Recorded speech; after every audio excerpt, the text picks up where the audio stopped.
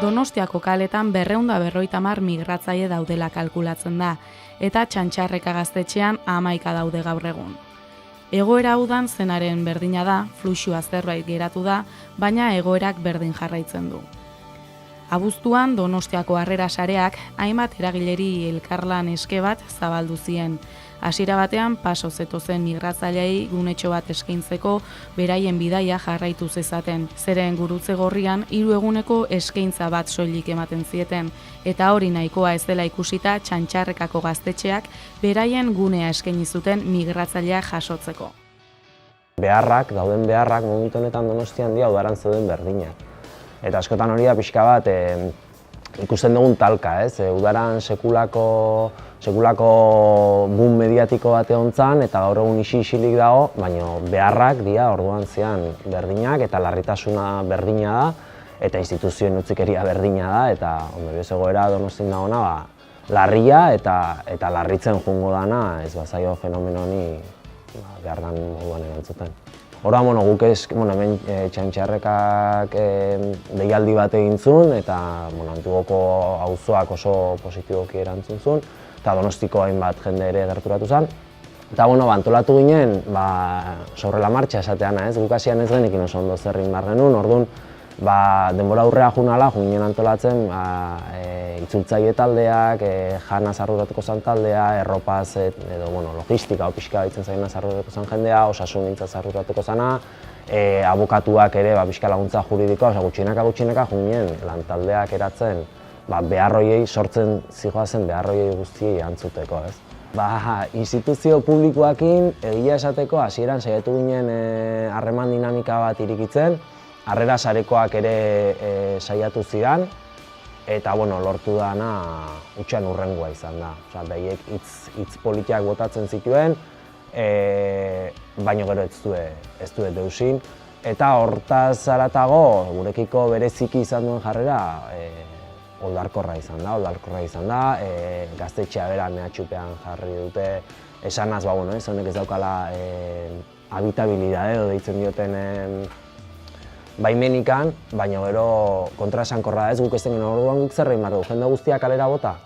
Kale Gorrian ustea ez, baina hemen ere ezin zuten egon, eta orduan soluzioa bilatu baino ez hemen dauden 11 baizik eta Donostian dauden gainontzeko ez, ehundaka Kale Gorrian dauden jendeari.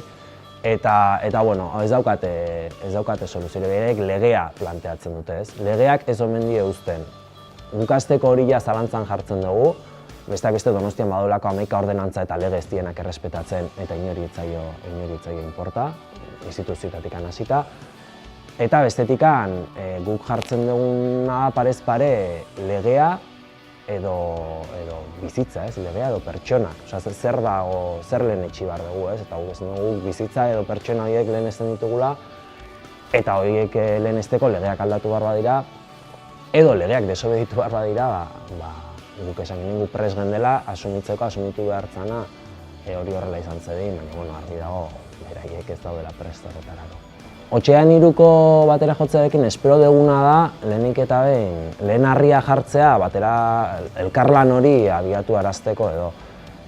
Hori batetik eta bestetikan, herritarren artean kontzientzia piztea edo kontzientzia berriro ere nolabait suspertzea, besteak beste instituzioei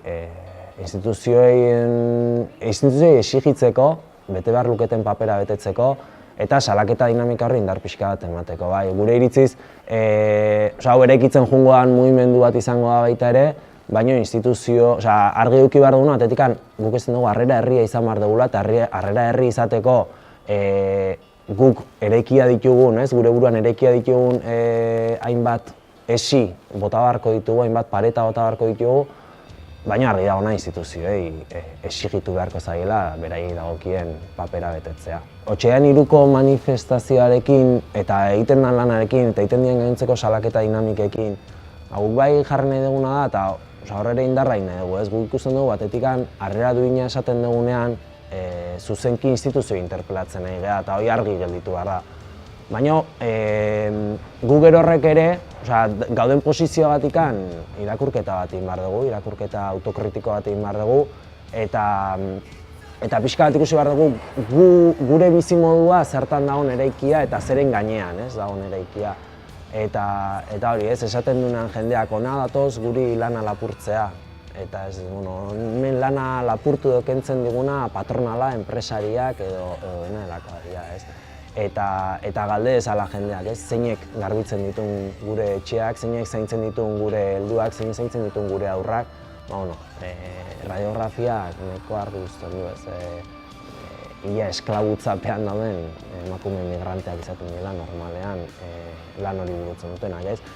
Pixka bat, irakurketa askoz ere erradikalagoa izan behar duela, askoz sakonagoa, eta bai norbera gure bizimoduaren baitan, egunerokoan dauden atal horiek aztertu beharko genituzkela, eta instituzioi salaketa egiten dugunean ez dela soilik harrera duin bat eman, baizik eta arazoaren erroetara joan behar dugula, bai, eta hor dago, besteak beste, guk sortzen ditugun gerrak, guk daukegun bizimodua mantentzeko ustiatu behar ditugun herrialdeak, eta esklabutzarako kondenatu behar ditugun pertsonak, ez? Eta pixka bat, hori bai, usatuko litzakela mahai gainean jartzen hastea ere.